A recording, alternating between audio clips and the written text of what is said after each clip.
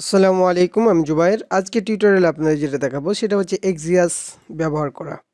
তো এক্সিয়াস npm লিখলে পরে এই ওয়েবসাইটে চলে যাবেন। যাওয়ার পর এখানে কপি করবেন। কপি করার পর আমরা কি করতে হবে, এখানে একটা নতুন টার্মিনাল নিয়ে নিলাম এবং এখানে সিডি ফ্রন্ট এন্ডে যেহেতু আমরা পেস্ট ইনস্টল করব, সেহেতু আমরা ফ্রন্ট এন্ডে গেলাম।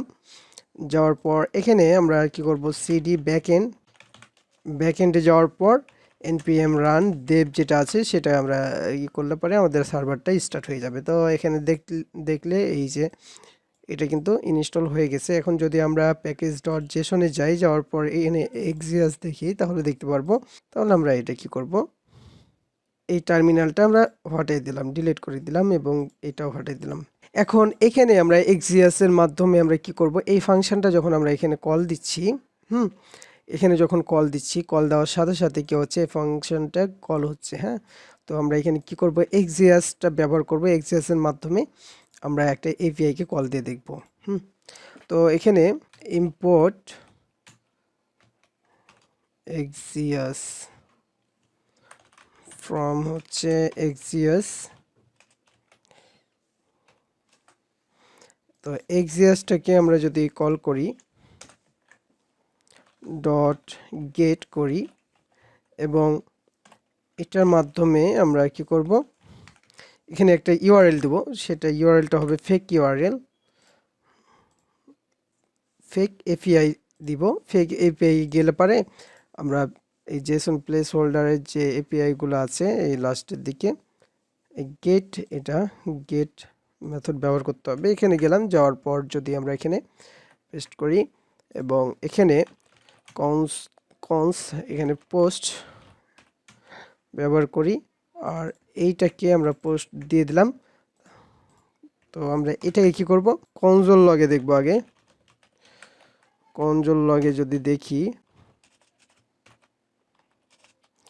পোস্ট, তাহলে কি হবে, এটা যখনই আমরা অ্যাডমিন লগইনে যাব, তারপর এখানে যাওয়ার সাথে সাথে কনসোল লগটা কি হবে, এই যে এখানে এইটা কল হচ্ছে।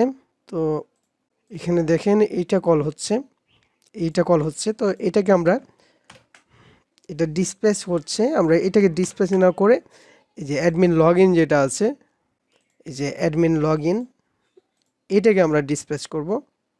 আর এর মধ্যে আমরা ভ্যালু দিলেও হবে, না দিলেও হবে, আমরা ভ্যালু দিব না। তো এখানে ডিসপ্লেস করার সাথে সাথে এখানে কি হচ্ছে, এখানে একটা প্রমিস আসছে। তো আমরা কি করব, অ্যাসিঙ্ক্রোনাস করার জন্য অ্যাসিঙ্ক ব্যবহার করব এবং এর আগে অ্যাওয়েট ব্যবহার করব। কারণ হচ্ছে এই ডাটাগুলো প্রসেস করতে আনতে, এই ডাটাগুলোকে পেতে কিছু সময় লাগবে। এই সময়টুকু দেওয়ার জন্য আমরা অ্যাওয়েট ব্যবহার করছি। ঠিক আছে, তখন অ্যাসিঙ্ক্রোনাস হয়ে এই কাজগুলো হচ্ছে। এই যে দেখেন এবার কিন্তু ডাটা চলে আসছে। আমরা অ্যাডমিন লগইনে দিয়েছি, তো এখানে অ্যাডমিন লগইন যেটা আছে এটা রিলোড হওয়ার সাথে সাথে এটা কি হচ্ছে, ডাটা চলে আসছে। তো এইটুকু আমরা ব্যবহার করতেছি। এখন এখানে গেট আছে, এখানে পোস্ট ব্যবহার করতে পারবো। এগুলো সব কিছু আমরা আস্তে আস্তে দেখব। এখানে দেখেন, এখানে যদি যাই, এখানে ইউআরএল, যদি আমরা গেটের জন্য ইউআরএল, তারপর কনফিগারেশন আপনি দিতে পারেন। আর এখানে পোস্টের জন্য ইউআরএল, তারপর ডেটা, এখানে ডাটাগুলো যে ডাটাগুলো পোস্ট করবেন সেটা, এবং কনফিগারেশন এটা ব্যবহার করবেন। একইভাবে এগুলো ব্যবহার করতে পারবেন। তো এগুলো আমরা যখন কাজ করব তখন এগুলো দেখিয়ে দিব যে কীভাবে ব্যবহার করতে হয়। তো এভাবে করেই আমরা এক্সিয়াসটা ব্যবহার করব।